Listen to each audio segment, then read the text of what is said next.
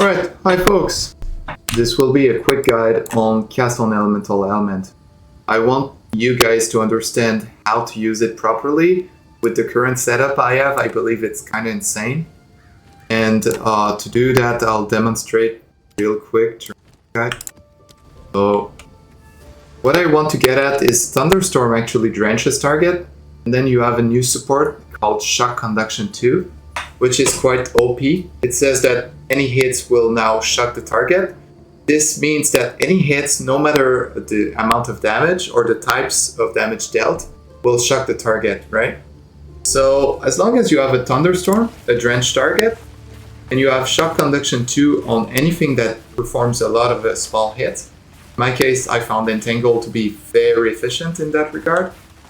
Now, you have Fissures, they attach vine every 0.1 seconds, and the vines deal damage, they shock basically instantly. Yeah. So as long as you have this setup, it's going to generate so much energy for you that any spells you put in there will basically spam. Apart from Shock Conduction 2, a very important point is overcharge. It sounds stupid, but overcharge actually reflects the shock that you're causing back to you, which counts as a shock that you're doing on the target. Don't ask me why, it counts as 2 shocks with 1 hit, right? So very important for you to use overcharge. And then commiserate removes the shock that overcharge gives you and makes the shock that you deal even more potent. It's kind of crazy really when you think about it. It's all those 3 support gems like work so well together. So assuming, like, let's remove my trigger gem for now and just look at this, right? I'm starting with a 40% shock and then I'm going with my Entangle and now it's 10% more damage straight away. It's 50% now, right? And of course with that I generate a huge amount of remnants that you can see around me, because in this case I'm going for siphon elements. Lastly, I have a lightning exposure on Thunderstorm. You do not want to put lightning exposure on the skill that has overcharge, because somehow this also inflicts the lightning exposure to you, because it's on shocking a target, including you, right? So be careful with that. And yeah, that's really all there is to it. Go out and be wild. A fast hitting skill and a Thunderstorm to deal an infinite amount of damage. After that, really the type of build that you want to do, it's up to you, right? You could go for High of Winter, Frost Dart, Comet. I personally went for Spark because it's a classic, but you can go wild and try for a Comet build if you want. It's pretty impressive. I've tried it a little bit. Very interesting. So you go and you actually deal so many triggers that, well, sometimes the problem is not that you're triggering, it's that the target dies so quickly that you can't trigger that many. See? So, yeah. Also be wary that this is intensive both on the GPU and on the server. The game server really doesn't like the amount of triggers that we're going on. So there's going to be lag often. Yeah. So this isn't a build for somebody who has a weak machine or doesn't like lag, because there's going to be some. Sorry about that. Let's see with Frost Dart, just to give you an idea with different spells really. Also, my build currently doesn't have much mobility, so sorry for speedrunners. But yeah, you can really do whatever you want. Like I go this, it's crazy.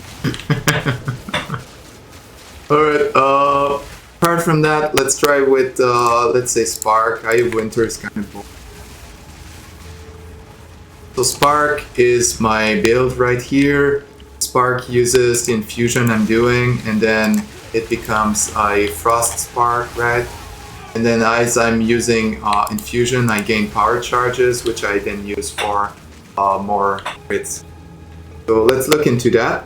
The first thing when you're doing a trigger build is that you need to understand that the mana cost can be insane.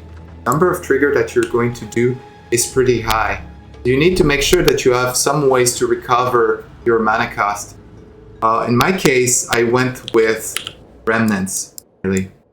So remnants, every time I pick up an infusion or a mana remnant, I gain 3% maximum mana as a remnant and 3% maximum life, right? So like 2000 HP and mana, for example, gives me 60 life and 60 mana whenever I get an infusion. And since we're shocking non-stop, the siphon element actually generates a remnant for you. Now, a very interesting thing about siphon element is that since you're shocking yourself and then removing the shock, it actually counts as the percentage to spawn a lightning remnant on shocking a non-shock target because you're shocking yourself. It's kind of crazy, let me tell you. And even better than that, the remnants will actually spawn on you since you're the target being shocked. So let's say, you see, these are my remnants right there. So as soon as I trigger Spark, I'm using one cold infusion, right? And then once I use a cold infusion, I can get another one, which then recovers my mana and life. Yeah. Yeah.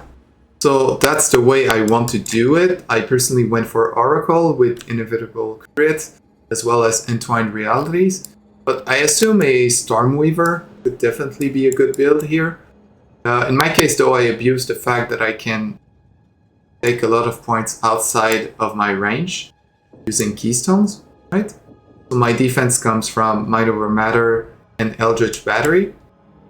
And yeah, you know, a lot of remnants, trying to make as many remnants as possible so that Spark not only becomes stronger, but also it can recover and then reduce the amount of mana cost that you have. In my case, I'm even going for efficiency 2, since, you know, Eldritch Battery doubles my mana cost, so I really need to remove some of that cost some ways, alleviate the cost.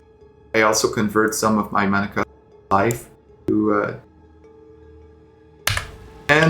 yeah, with Power Charge, of course, you can do crazy stuff like going for Pinnacle of Power, which makes any elemental damage cost any ailment, really. And then we have our Elemental Archon to cause even more freeze buildups, to cause even more triggers. Basically, all of it feeds onto itself. Create a build that's, yeah, that's pretty much the strongest build I've ever done, to be honest. Kind of crazy. Well, I have other videos of myself with this build, you know, instantly, well, not instantly, but fairly quickly killing bosses, but let's see if I can find this one quickly. You can see the Pinnacle of Power is up, because I have the little aura. Yeah. And sometimes I get the Archon buff, well, as soon as I see my... Unfortunately, in my current setup, I'm somewhat slow. So for speedrunners, you'll probably want to incorporate some, no, I don't know, jump ability. Let you go a little faster. But I don't mind very much. You know, I like moving around and killing everything. I'm a big fan of going as fast as possible all the time.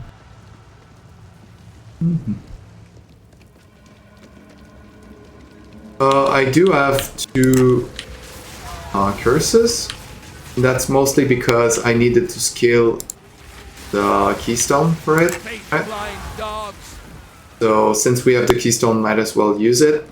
Although, you know, Enfeeble's probably not needed. You could go for a Temporal Chain if you really wanted to. But I personally would go for a movement skill of some.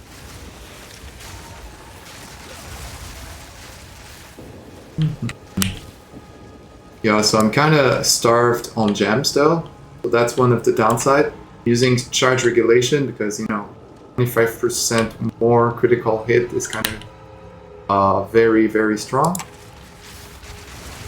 I'm using... I'll talk about gear later, I guess, but I'm using that little shield. It applies critical weakness whenever I cast a crit. That's, you know, very strong. Oh yeah, that boss is... it's gonna melt, it's kinda... Poor guy. Yeah, and then I go for Mana Tempest to split my my stuff even more, and it's dead, you know. Alright, let's go over some gear. My gear is nothing, you know, too specific. I need HP, energy shield, and mana, and some resist. So pretty much on every pieces that are not... For my chest, I need 90 extra spirit for the build to work. So I went for a 90 spirit. I have no spirit on my amulet because I'm that rich. That works too. Yeah, and apart from my 3 uniques, I'm using Snake Pit for the splits, which by the way, it also stacks with Mana Tempest. So with a high level Mana Tempest, is level 27 right now, so it splits 3 additional time and 2 from the Snake Pit. Any sorts of spark that I generate will split 5 times upon hitting something. Yeah, that's very good, by the way. Yeah, so thank you for watching. That's it.